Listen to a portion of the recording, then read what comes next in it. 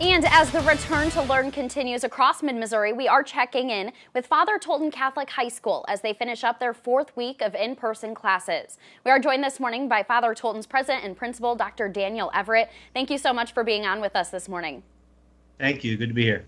And as of right now, you have had 0 positive COVID-19 cases. How have you managed that? To be honest, a bit of luck, but mostly good planning. We have a solid plan in place that includes all the recommendations from the CDC, the local health department, including masking, physical distancing, no large gatherings. But most importantly, we've had a really good group of students, and faculty, staff, and families that are just all in and really participating well in the process. That's great to hear. And you also told us that 3 people have been close contacts. Now, if a student or teacher has to quarantine due to being in close contact, are they able to continue learning or teaching from home? And how does that all work? Yes, so we set up Chromebooks in each classroom with webcams and speakers, so the students are able to live stream into the class if they have to miss for some reason, and able to participate too as well. That's great to hear. And what about if teachers are sick as well? Would you have substitute teachers in that sense? And how have the staffing of substitute teachers been this year? Well, fortunately, we haven't really had to worry about that yet, no more than usual. However, if a teacher was out for an extended period of time, our plan is to be able to have them stream into the classroom. We would still have to have a substitute in the classroom with the students, but if there was a long-term absence, the teacher would be able to be involved, assuming their health was okay. And has there been an increase in enrollment numbers at your school, with some local public school districts opting to go online, and maybe some parents want to go in person at your school? We've had a couple, but surprisingly not many. It has not been a mass exodus or anything like that. It's within normal range of transfer students. And are families still able to enroll at Tolton if they wanted to? So not at this time. The window is closed for transferring at this point. We are taking applications or creating a waiting list for the second semester in the spring, and then always for next year as well. Great to hear. And you told us in an earlier interview that students would have the option to learn virtually for health reasons. How many students are doing that this year, and how does that work? Today we've had 3, so not a lot, and basically using the same system with the Chromebooks and the live stream in the classroom. They log in every day, the teacher logs in, and they're live streaming into the class. Students participate. We have situations where the Chromebook is moved to work with another student one-on-one, like a small group activity in that sense. So it's actually been working pretty well. And if they need extra help, are they able to Zoom with their teachers or somehow use some kind of virtual platform like that? Yes. So with an appointment, the student would meet with the teacher after school, before school, or on that break to help them along. At what point, if any, would you return to online classes? Are there any specific metrics you are using to monitor that?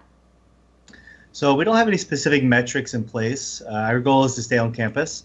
If we did have to consider online learning, it would be in collaboration with the local health department and with our diocese if we needed to go down that road.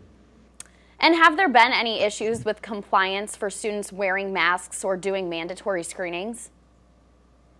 Actually, no, we haven't really had any issues. Our students are participating really well in the process. You do need to remind them every once in a while, but to be honest, they've been really great. I think they know just as much as the rest of us that this is what allows us to stay on campus, and the one thing we all agree on is we all really want to be on campus, for sure. Definitely makes sense. And how has social distancing managed to work at your school? I know you do have some smaller class sizes. Does that help that out? Yes, that makes it really possible for us to be on campus with the smaller class sizes and the smaller student body. We'll have our desks separated and able to do no large gatherings, and it's been an integral part of making this process work. And you're still not using lockers either, right?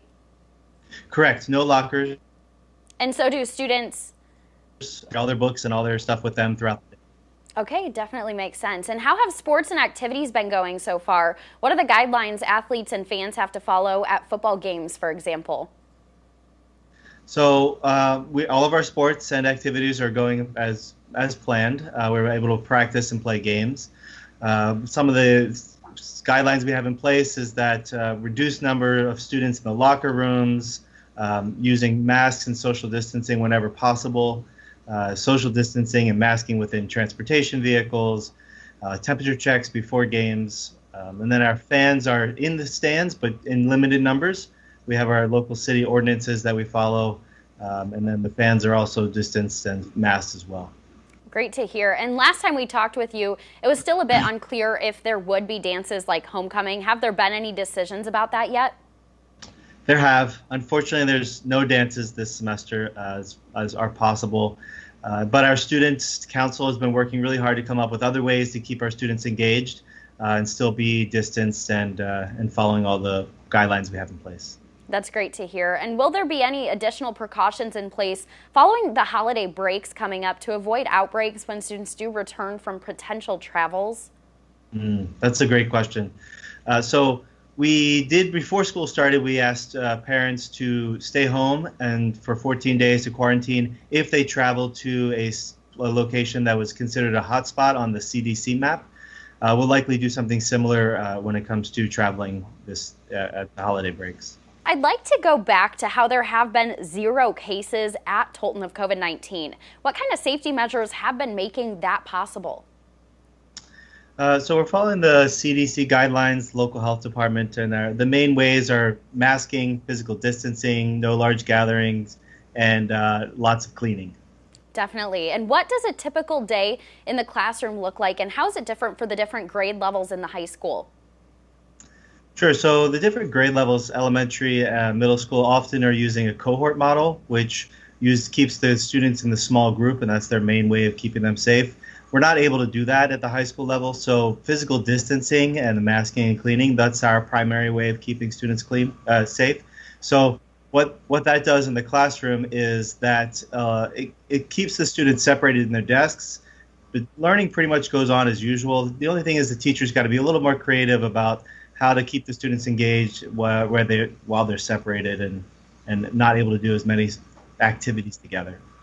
And last time we spoke with you, you also told us about the thermal cameras that you have to check on temperatures. How has that process been going, and how does that work?